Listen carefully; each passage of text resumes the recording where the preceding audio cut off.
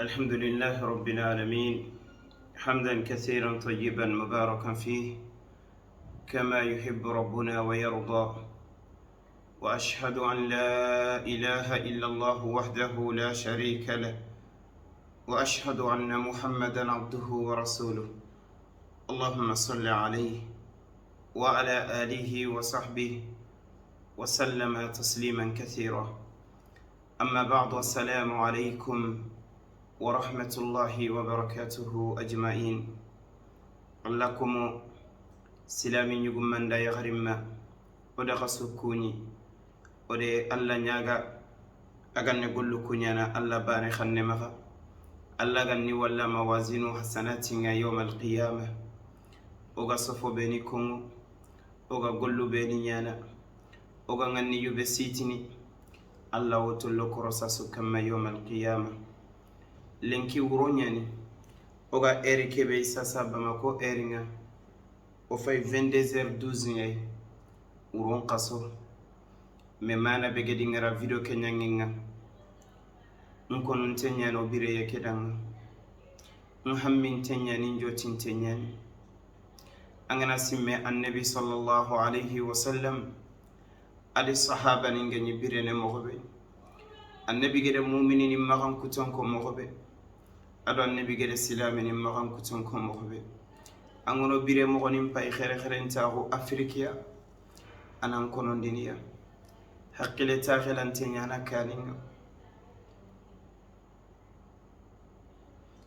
la hawla wala quwwata illa billah. man ndingara ke video ñangi nga wuro ke saro garini ndugunna ke hadise ko xada kana simme annabi alayhi salam adi sahaba ni ngeni la hala kebe kama afalle nari ko khibaru ko khadanga khibaru ko khadi terin kasiringa ti haqqile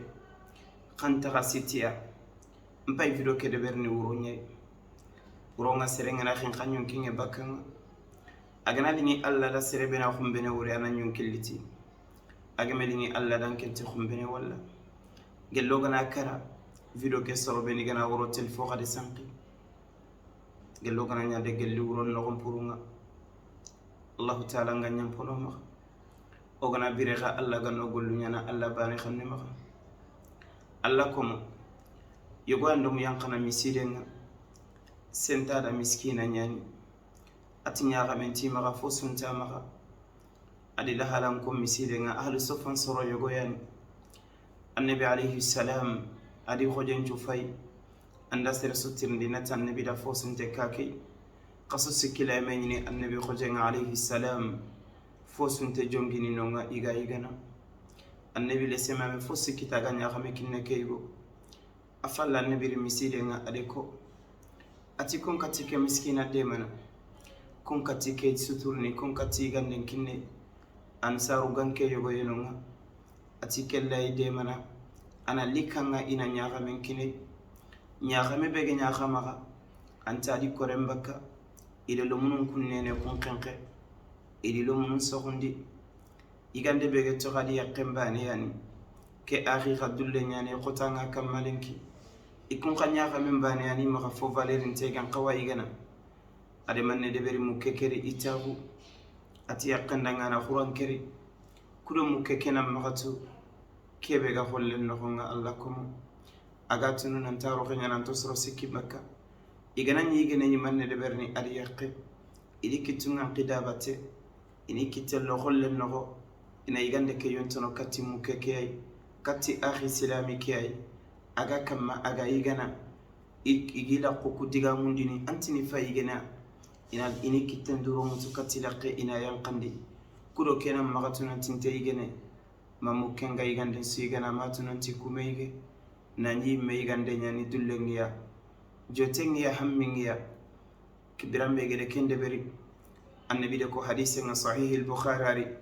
nan talla kawa fi kaygo di yaqinga riwaya go nan talla so yigo ke di yaqayam bi maga Allah ta'ala ni qur'anga nyankandi wa yusiruna ala anfusihim walau kana bihim khasasa ikarini imme khallenyay iga kinne akhini tanani kharaga nani miskina khunya gananiya kuna nabi de sahaba ni kubire mo gonye nkem kono nkonon tonyani qis fana begeni daru juma ode ko xado telle juma salli golfu misire ñay alhamdulillah o gede kelemine be opération ko nanta in kollanga opéré silamin mbugu bangi suede demandende be rido fampa alhamdulillah ala ulemine ke opération asutuge iga wakati sunyana docteur kanga asutuge alhamdulillah mi gandaga bugu xadi asutuge alhamdulillah alla nan nawari qale nya khaymani yada ngire ga juma salli daru adani o akhni be ga francide yi xare go yi ni moron kine agadi mogoko adin qiratina mulona me worinti le khintanyani ati yewunu tana magaw mannenya atina mulona me woriya nde ahmadu kaba jirte adin qoxono ode mobili mutu o daga bangi ode yagare ke masala ati haruna ati ken qibare allah di jarabi de adi mogoko nginda telefonga oge jofe sedan ta ko kadi adi mogoko allah di nyamurun tenye image jiditia sina bani anita ifaba ga fatini ntetu isare ivariyai ifaba fatini winto ko sine ifaba ga fati ima diri malinga igano kube fakala bankuroyai ima digeri malinga iyanka ikawuni kiyai paski ima ikifaba fati sakhili faba kanya gidan yuguni mbangi iga wuchini kebe ima khafati adito lenki khadi telma yagare ke hinne ngeli daga ndekhiri ntala wona daru soronge nyinonga an explication kininga khadi atigeri ira musikani kutu kuntino kutu fillo kunte tuga mo sudin te megala ibane anto kutu ku daga bawni kaweni ngedi daga mo gobe ima khage fati idima yo kunso bagandi sellanga kharima almoro kammenyande bonondi ide salonya kinikenga ifasa qasalonya ima fati gelli 2014 bawni faba fatiga sine murguntenya na lantetele no kusuani patenya anda fonno beni kita igeni kine ati man sikitidwa ikawnu hajunti maga skiti lanterni fo Syria ati fa saqa salonya gelli 2014 ale lanki isaqa dagonya kamma dagon qotenya daru oge daga osengeni kebe ode ken qalsin mutu ode kine otani du demati lanki ngesi meda khibare nde khiri khadi ati saqa dagonya gelli manam pati fa benti maga ati haruna nde bane ya muramma nde man nanyri ya allah ati wimpa tampile de sino keregia inte yugo timeyri rementi maga haruna ngana yeri na bogun kawni maga kundu ni maga likke kharitani tinqili yigeen ntampa saqa dagun qotenya gelli manam patati wallah lenkisu nin ko khono ngara ida ga matilan ko bada ide vantlon ko bo ide kine alhamdulillah kumeni aga birene ko fonno ko ngamur huntenya ni sentada ati tani la ikiranga du dullengia ila ntigande kita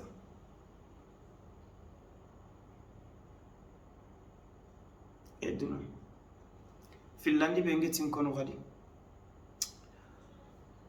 wallahi mungu dimma watenni me khibarenga filandi bengetin kono yugo khase gwani gelli ken kota armenga kamayin killi bakanya manai ntin drogoto lemine ugano moga opere ne kinni ngeme de berin kilo ntatahu ntina namu darulele adin kiri atim papa meselle haruna mpapa meselle wallahi suwa ntinda nde dogotoron kiri aka fay kala bankoro pharmacie ga karebe clinique be gam nti dogotoro ke danga otinte ogo magairiza oda daga ide fay itan khawana opere itilenki 16h oda nalli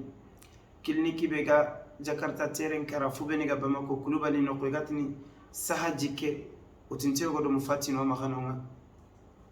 oda daga no kelli lelleke oga clinique no nga ke opération qibare ma 21h igeduta akhini yogone gri français isede isinyo maganonga lenki afale lenyugo ke hamminyana kitena sinqanye ndele nyugo khore ke khirinda ri fonkara ngande tirndi ntampa bane sino manne ke go khase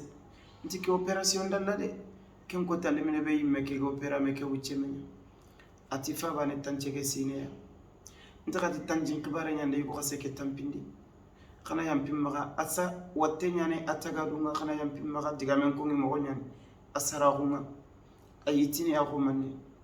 ntiketi maliyeni soronte tutiyetu ati daga Gabriel Turenye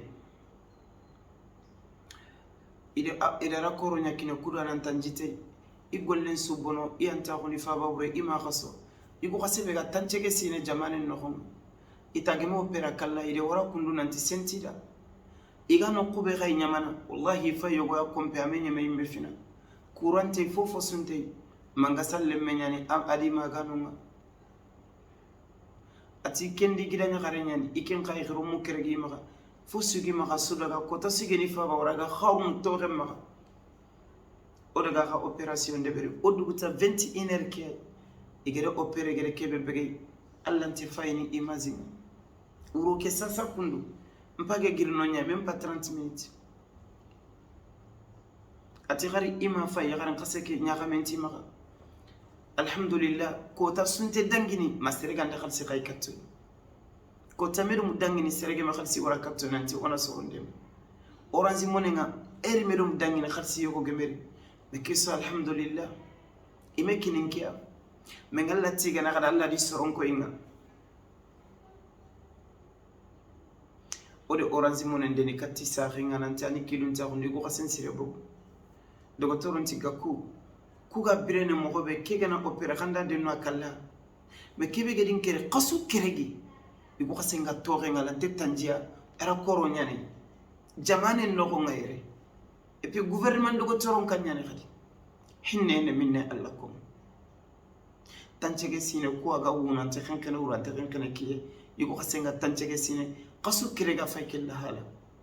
uro kiano gedo opere ode akhbarin kita dawo way opération daga tanyere de fo ujini otanan tokinonga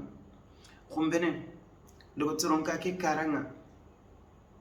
oy dingira murnu oy walla luwayenga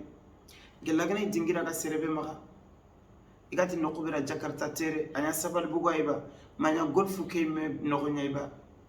manya garanti bugo serebe e Allah la gelene manya ndakhalo de mona warano kumeno kono kuy luwaye mutada urokore sogore kan kobor mekira nan tan soga kara nya fay ke ngori nya xamana ke murgun te xibare adin qiri xarif fanake haruna maka dunya nga tele ngeme yehi lenjurun tenya saxinte fa binte miskina nya asaqa salonya likay go xase xala hala nyikundu anti haruna Allah de fi ko yanga ngana sogunte lante xenxen obirene kebire mo ayba allakum hinne ne minne enne magumu khane minne nti ko ngonanti na sirenyaga mengena fuwe wori nekki nyandina khaya allakum arjanno ko be dimanya ko ade kuna nasi medan ne make allah khakuna thumma la tusaluna yawma idin anin naim ne beso tirindini ne manga ke tanchege sine ko khasiya faykela hala qasu keregi tanjim kibare ngan ko tama kan qawana opere madaro no ge wura khibare kumeni gebe nyam kala kala kundu miskina kun sababu khamatu nanti dina gumutana digana kuuri ndi jara iwi illegeri muma ilena nanya dina tana Allah annabi de sahaba ni men birena kundu nti dogo toro keda kiti khante ta kefini khanan se fi jamane soronda ona hinna kumenia ke murgun te be me fayke ntay murgun tan se singa bati mulla la hawla wala quwwata sifani menan qoto khande ke de beri amana nyani wuroke dum tenga ko nyani nak nyande khay afet nan tin korinte na khalsin to ma demandu mo ma khakebe me alla gana kumeni koybe anna burenge daga tara yalla re khairi nyanda Allah de khairi nyandam Allah nte kumeni ko ini persuade nki me haju nga khadwa woninga ke me haju nga khadwa woninga ko khibaru ko tode appeli be garne nga ke haruna durgo to lo ko rempa ga kundu to nyana Allah nta so haju siron mallan tampalle koyna suxay de allah ntetinanna tampintencu yaxanji sura mallan tampalle koyna suwa de allah godo de mogona sefe sorongo ñumun waxatiyani gakku waxatiyani gakkun xani sigiran pagani farun kiñandi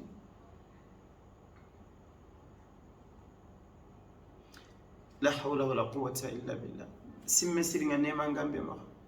ambe ga sanganati yigandenga ambe ga sanganati naburenga telfo sugana boganna xobo uru fo su xibare annari konan nan simma allah dan jarabiya allah de kuxa jarabiya eduna annabi de ko alayhi salam allah gede nemaña keɓera nan xota suya i ganañi kiitini xumbene inda debi yimbe yaxi teqedangu yana kuneti allah nantime nema wori duna nemanni nene ndeña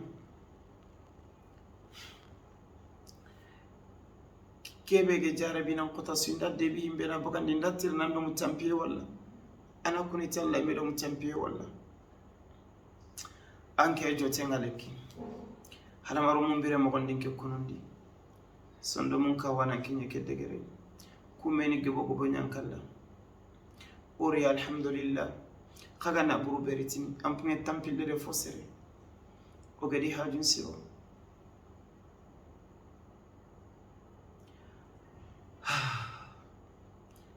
Allah ganna khairi nyani ndakhada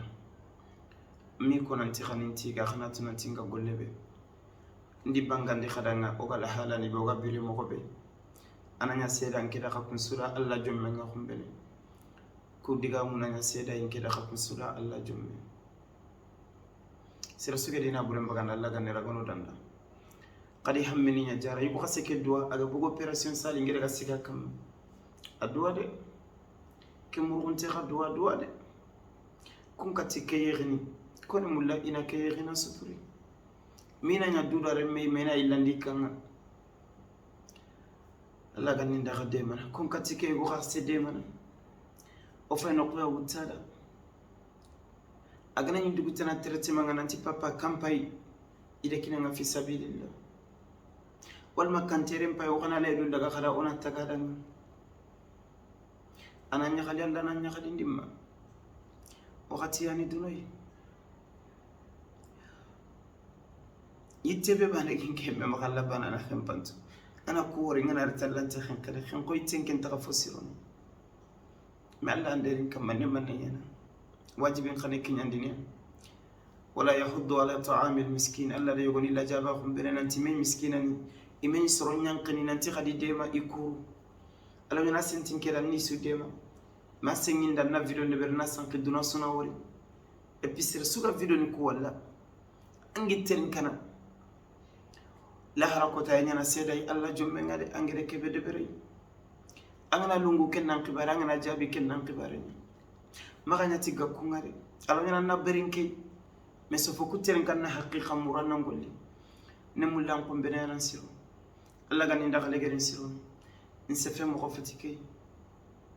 ملي خمتين يعني والله لا انت خمتين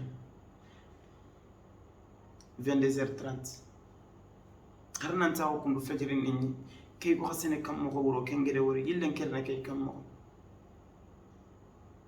أرم من مدوم ساق مثلا جيت أنا مثلا إمبلاس مقبل سوق فبكر هذا الجو هذا الاسم والله هذه الدنيا صوتي لكن كلي ولي اللهم تقبل مني إنك أنت السميع العليم وتوب علي إنك أنت التواب الرحيم والسلام عليكم ورحمة الله وبركاته أخي هارون أكاكو بما كنت أخينا